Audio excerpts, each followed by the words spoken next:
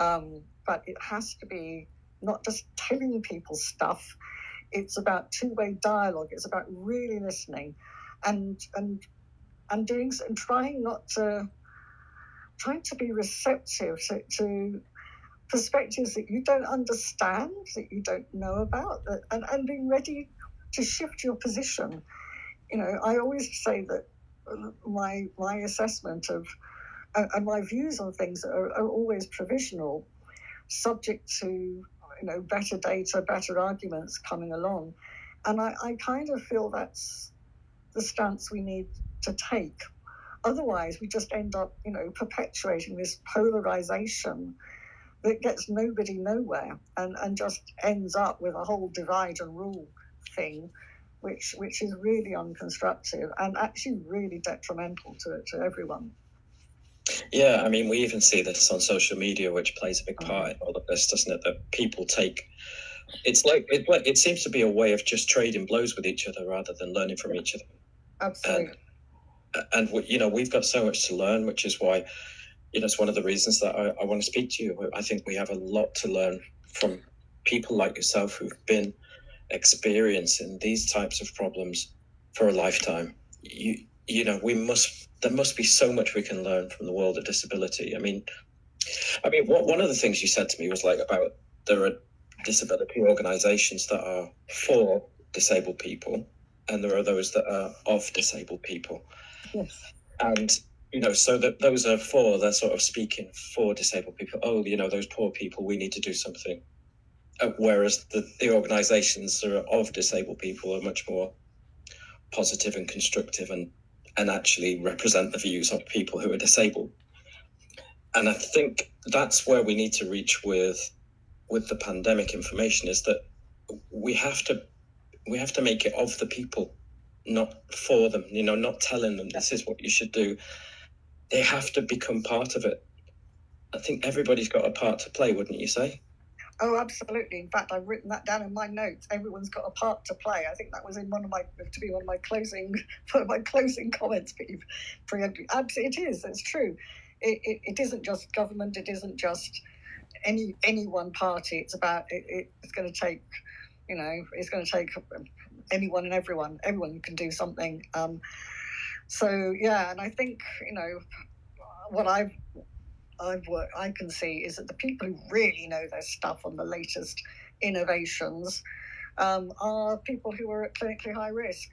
You want to know about the latest nasal spray, go and ask one of us, because we spend a lot of time. We're quite a vested interest in doing that research and sharing it with each other. And it is about this is just I don't know how to put this. It's a truism in a way. A lot of people, very well-intentioned people, spend a lot of time and a lot of resources get spent on things that don't work. They're trying to bring about positive outcomes for a bunch of people who are not them, but who they want to help. But somehow they don't ask or involve the people they're trying to help. And sometimes people they're trying to help don't actually want their help. They want to do things for themselves, and they could with the right support, and that's the only help they need. And if people are spending their time like that, they're going to waste money on things that don't work, and ultimately it is a total waste of time, because if it doesn't work for the people this stuff is for, and the people who are most disadvantaged, if your agenda is inclusion, then what are you doing? This is just not going to get anywhere. So if you want to know what works, ask the people on the sharp end. And that's kind of a bit of the ethos here. So in the disability world, certainly in the UK, there's a bit of a division between the organisations of disabled people. It isn't that they represent disabled people; they are disabled people, and so they have an authority there of that lived experience. But the traditional bigger charities, are very often not led by disabled people. They can be led by great people who are very sincere about what they want to do, but there are always risks that they're going to compound the loss of voice and disempowerment of disabled people by speaking for us rather than taking their lead from us. And I think that's something which, again, there are risks of happening here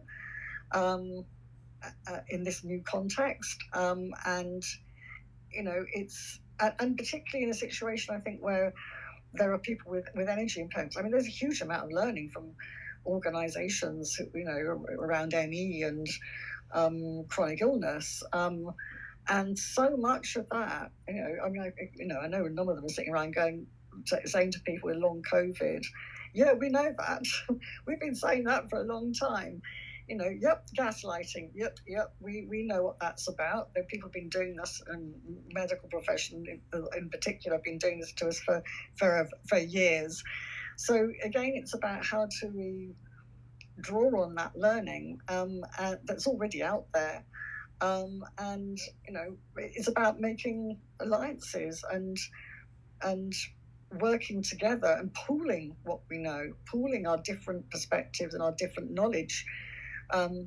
Because if you can look at a problem from almost like 360 degrees from the perspective of everyone who's got a part to play in making the thing happen, then you're going to come up with the best result. But ultimately, if it doesn't work for the people, as I said, on the sharp end, it fails. So that's the kind of approach, I suppose.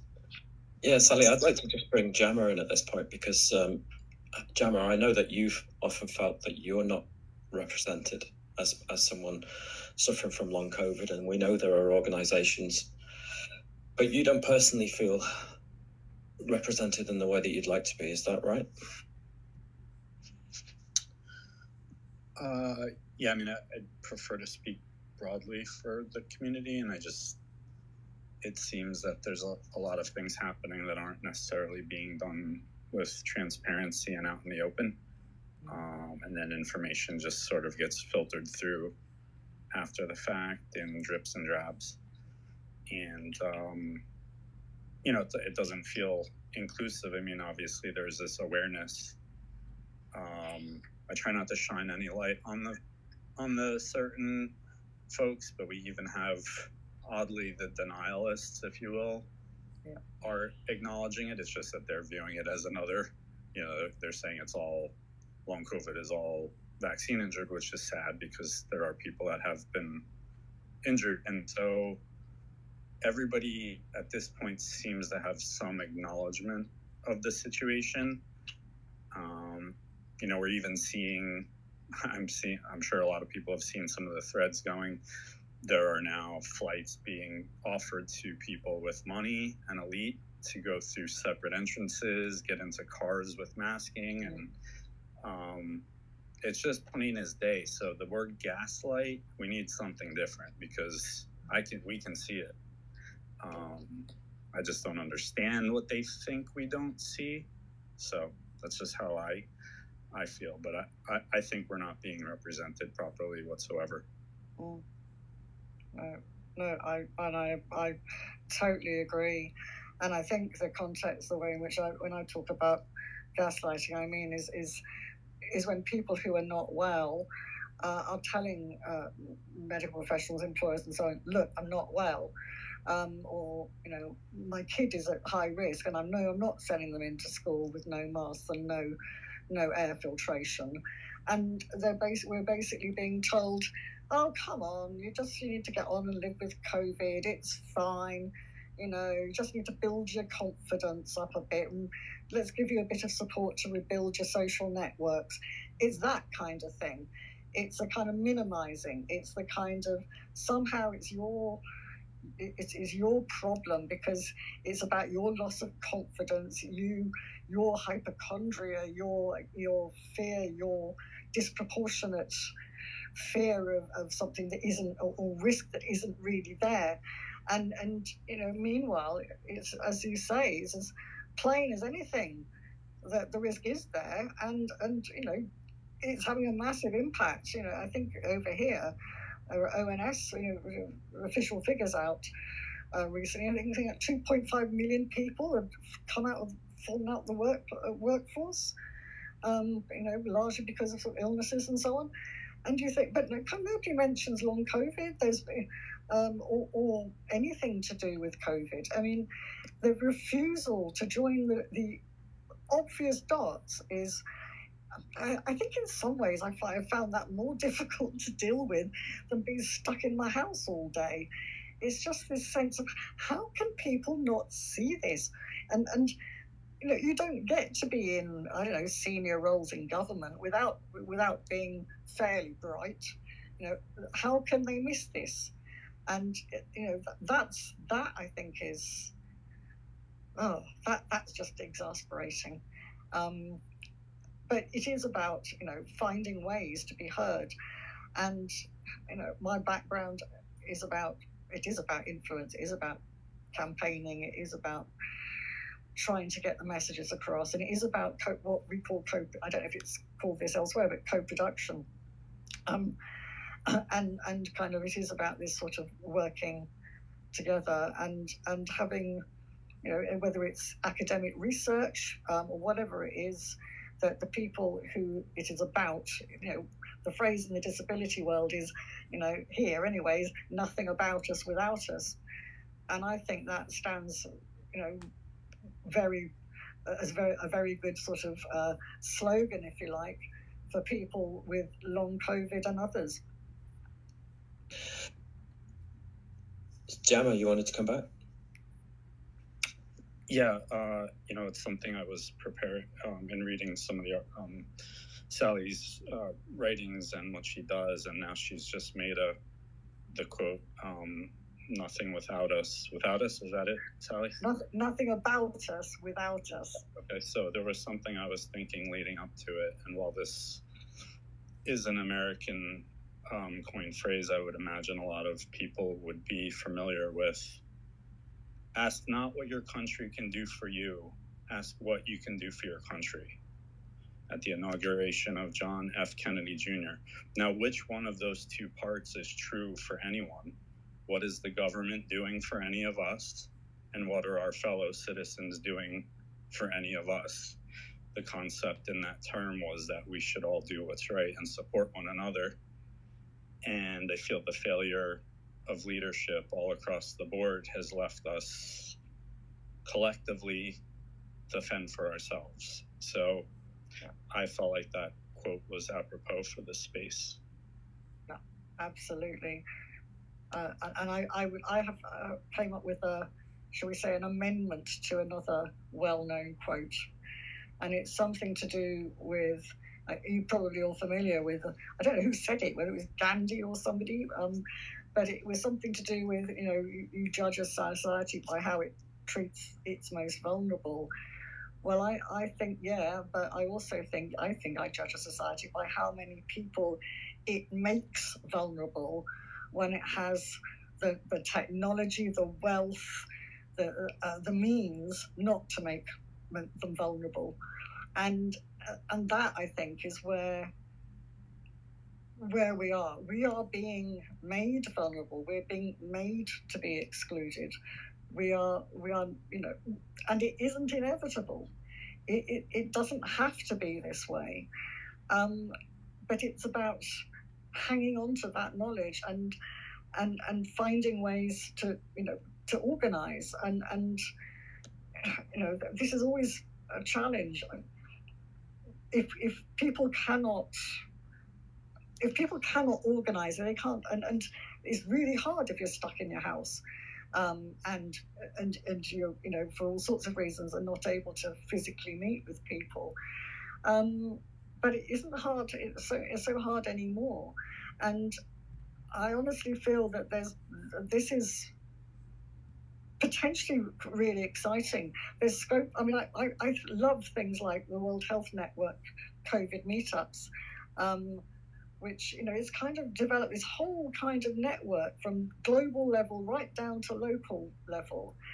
And, you know, for example, in Scotland, we've got a little Scotland COVID meetups group, and they're brilliant, you know. And we've again met a whole load of people I've never met before, and we're all people who are COVID cautious. So there's real kind of ways of tackling isolation, of sharing knowledge, and peer support, you know, supporting each other, and building, you know, what I think could even be a new sort of movement, like, you know, other movements of people who are disadvantaged.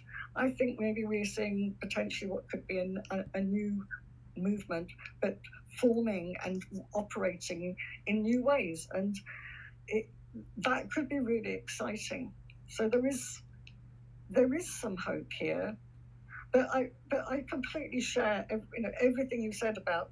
I think what's also happened is it's almost like COVID, but not just COVID, responses to it, shone an incredibly bright light on how society operates, almost like an X-ray, and show things about the workings. We've seen the real clash between economy and well-being, and those imperatives. And, you know, we have a new normal that doesn't accommodate us, and that needs to change. Thank you, Sally. And you know, that phrase that you were talking about, you know, the judge a society by how many people it makes vulnerable, that lands with me, because it's things like not giving access to vaccinations and antivirals, and, you know, particularly vaccinations to children, where there's a strong argument to have protected children in the UK. I know in other countries they made different decisions, but in the UK we vaccinated almost none of the children, because even when they were offered, there'd been such a campaign to make it seem as though that was a bad idea. It was just awful. But for people who really could benefit from antivirals in the UK, I mean, it's not the same in the USA. You can be prescribed Paxlovid much more easily in the USA. I'm not saying it's easy for everybody, but in the UK it's almost impossible. Yeah. But this is a choice to make people more vulnerable. Yeah. Because there are things we could have done, and there's still things that we can do, and we're still not doing them. But you know what really gets me at the moment is that people are talking about, oh, well, this is just a mini wave that we've got, and the prevalence is low. There's 750,000 people currently infected with COVID in the UK. Yeah. And if 1 in 10 of them ends up with long COVID, yeah, we have made a choice to make 75,000 people, you know, more vulnerable. Exactly. But people are quite happy about this. It's like, yes, it's a much lower wave. This is good news. This is great. And no, it's not. It's really not.